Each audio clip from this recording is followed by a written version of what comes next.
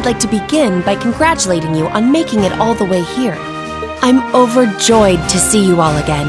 The same to you, Captain. I had no idea what had happened to you after Heimdall's occupation. It's a huge relief to see you made it out okay. Funny. I was just as concerned for all of you. As for you, I believe it's the first time we've had the pleasure of meeting. You're Toval Rondinor of the Bracer Guild, yes? One of Sarah's co-workers. Wow, you've actually heard of me? Though, to tell you the truth, I've heard more than my fair share of stories about you from Sarah, too. Kinda surprising to see you with the 4th Armored Division. She got in touch with us soon after the war broke out, in fact. She then mobilized the RMP to guide us to this proving ground so that we could establish a base. We wouldn't be here now if not for her. Wow, really? I see your ability to make good, quick judgments is still intact. Reorganizing the divided divisions was of the utmost importance. I simply did what I had to do.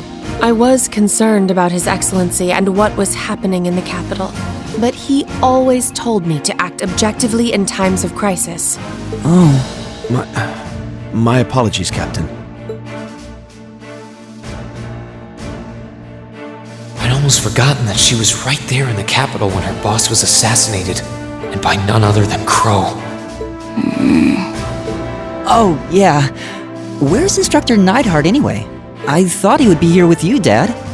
He hasn't been back to this division, no. We had no idea whatsoever of his whereabouts until a few days ago. But then he was finally able to get in contact and inform us that he was well. That's good news. Either way, it sounds like you can't be too careful. This base is held so far, but there's no guarantee that'll always be the case. I wish I could deny that.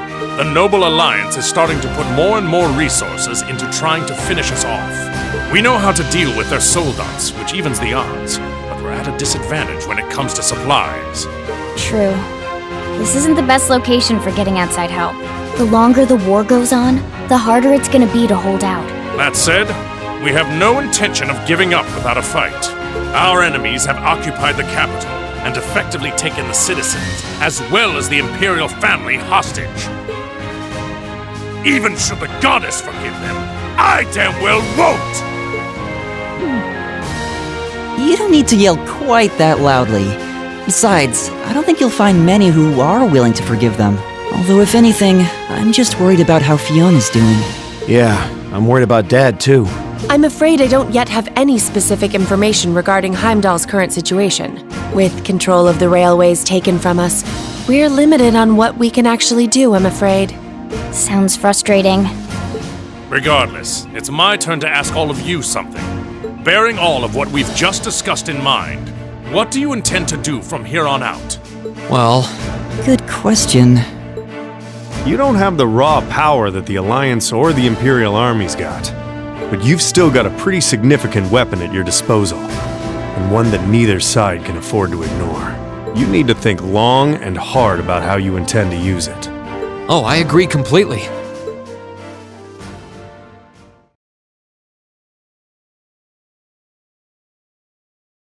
Valamar's power is incredible. That much is definitely true. These past few days have left me with no choice but to accept what I have. He can take on multiple soldats at once and still come out on top. If used the right way, he could maybe even change the direction of this war. Keep in mind, it's all dependent on the strength of his Awakener. I hate to toss aside the subject of war so frivolously, but we also need to find some way to rescue Elise and Princess Alphen. If we focus on that, it makes perfect sense for us to support the Imperial Army and fight against the Noble Alliance. But